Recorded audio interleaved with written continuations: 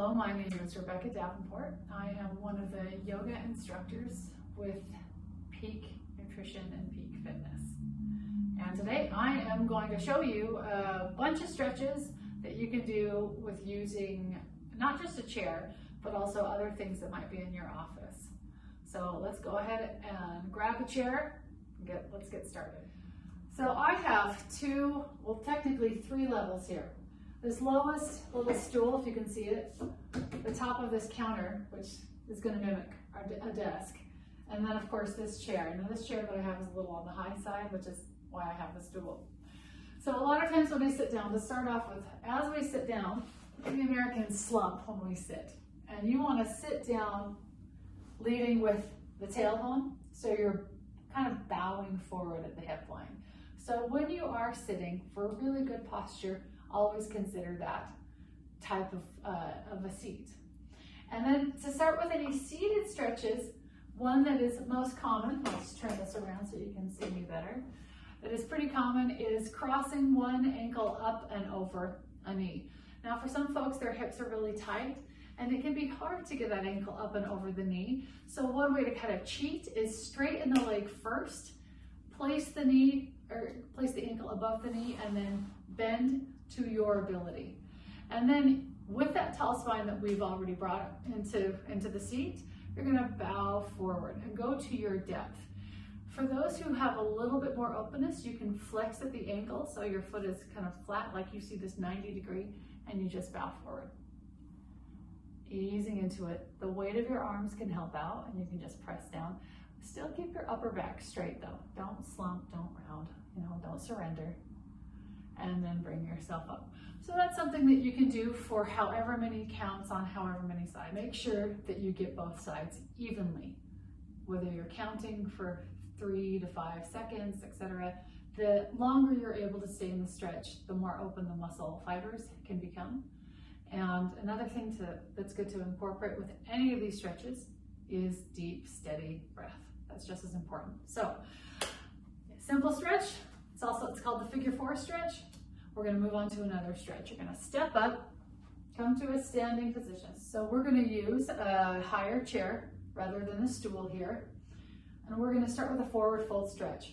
Your hands can come to the seat of the chair. They can come to the back of the chair. It all depends on your back.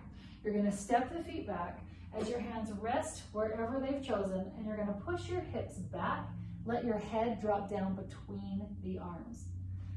Again, super simple stretches. Now, to make tiny little changes to intensify the sensation, if that works for you, try pressing your heels firmly into the floor.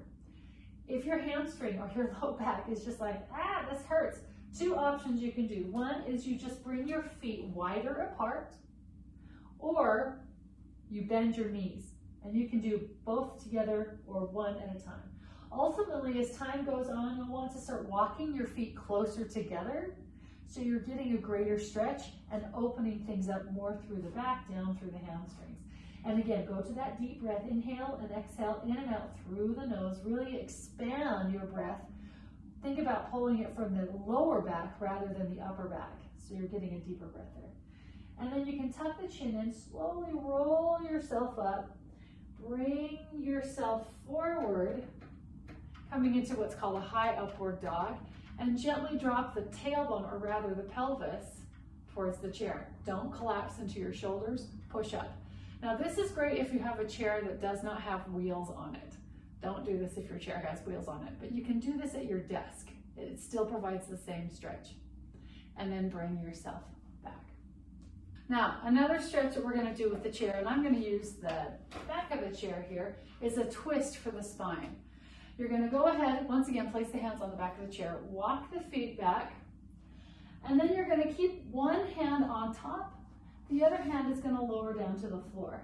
Now, this might be a lot for your shoulder and whatnot, so you'll bend at the knees as needed, and then peer underneath that arm that's extended on top of the chair. When you rotate, think about rotating through the waist first and not necessarily the shoulder. And if it's comfortable to do so, you'll drop your head down, kind of stretch that out. And if you want to try to straighten the legs out, certainly try to take that, see what that does to your stretch. Go ahead and inhale, bend the knees, slowly roll yourself up, coming up halfway, switching sides. So you'll lower down, oh, nice. Rotation, and again, look underneath the other arm. Head can hang down, remember, make adjustments for your body, bending through the knees if needed. Breathe slowly in and out. And then go ahead and bring yourself up when you are ready. We're going to round the spine here. Since we're taking advantage of this, you're going to go ahead and tuck the chin in, round the back. Think about your shoulder blades separating from one another, like you're opening curtains. And then again, begin to roll yourself up, stepping forward as you do so. Bring your pelvis close to the back of the chair, and again, push the hips in. Let the shoulders drop back. Open up the chest. And then stand up and release. Now I'm going to show you something that can help open up the hips. And if you do have a chair with wheels, this could actually work out better. So I don't, but I'm going to show you anyway.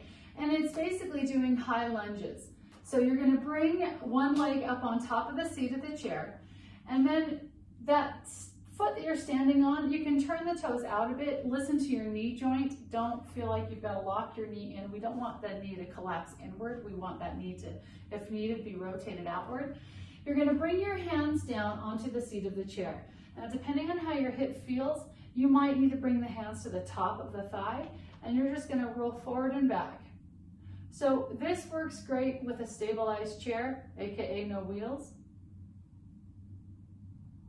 And I'll kind of explain the wheel part in a minute. But we're going to go ahead and now bring the hands down, or one hand if we can, to the inside of this leg. And you're going to circle the tailbone in one direction. Just circle it for 3 counts. 2 and 1. Switching the direction for 3, 2, and 1. If you want to go longer, farther, that is entirely up to you.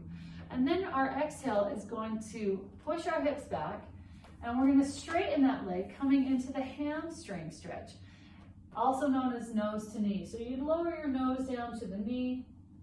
Your spine can have a gentle rounded kind of flexion here. That's totally fine. And once again, go into that deep breath and bring yourself slowly up when you've had enough of this.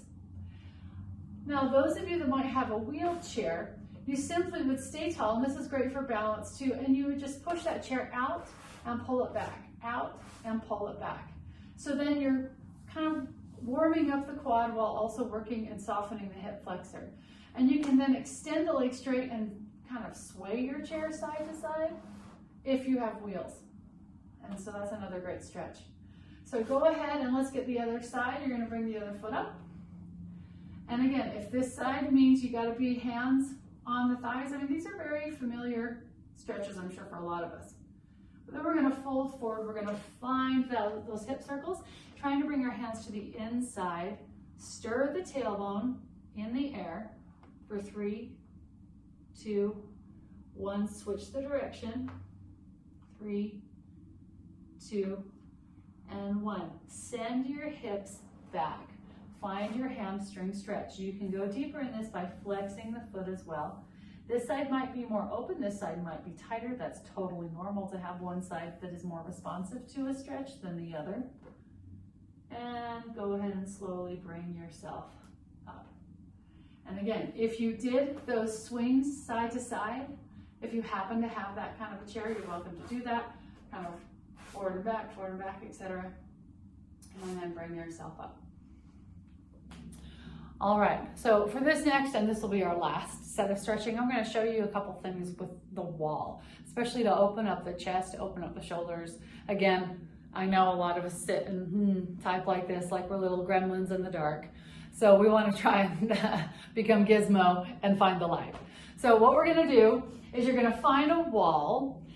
Hopefully you have one nearby. And you're going to go ahead and you're going to bring one arm up, kind of a 90-degree bend, and you're going to plant that forearm against the wall. So if your right arm is up, you're going to then turn away and turn towards the left side. And your feet are going to turn you as much as possible, just opening up that pectoral muscle on the right side. And then you're going to take the free hand, bring it to the top of the head, and just gently pull down to the opposite shoulder. So then you're also getting into your neck. So it's this nice side stretch. If there was a wall right here, you'd be pressing and pulling, and it's a nice, nice stretch. So breathe into that for a few breaths. Inhale and exhale for 3 counts. 2 and 1. Bring yourself up. Before we go to the other side, I want to show you something a little bit deeper here. You can extend that arm further out and again rotate away. It can open things up more, and the higher or lower your hand is can kind of give you greater depth. And some people find greater depth the higher they go, others find it actually lower. It all depends on how that upper arm is connected into your shoulder socket. So let's go ahead and do that 90-degree bend on the other side. So I'm going to firm my arm up, and then I'm going to turn in the opposite direction. It's my left hand on, so I'm going to rotate to the right, as far out to the right as I can. Nice stretch here for the shoulder. The height of your elbow matters too. If your elbow is the height of your shoulder, that might be a really good stretch, or it might be too much. So you would lower the elbow down. And then we're going to place our free hand on top of our head, pull down. Again, opening up the neck, because the neck, it needs a stretch too. And breathe for 3 counts. 2 and 1. Go ahead and bring yourself all the way up and release. So hopefully all of these various stretches, and these are just a sampling of the wide variety of stretches you can do with what is around you in your office, whether it's the tabletop of your desk, the seat of your chair, the back of your chair, or a wall. You can find ways to really open up. And it's important that when you stretch, think about doing stretches 5 minutes at a time. Stay connected to deep breathing. Inhale something that's nourishing, exhale something that's problematic. That's kind of a little meditative thing that you can do. Inhale goodness, exhale badness. Anyway, I hope this is helpful for you, and if you have any questions for me, you can certainly reach me through Peak or connect with me through my email at r.davenport@utah.edu. Thanks, everyone. I hope you have a good day.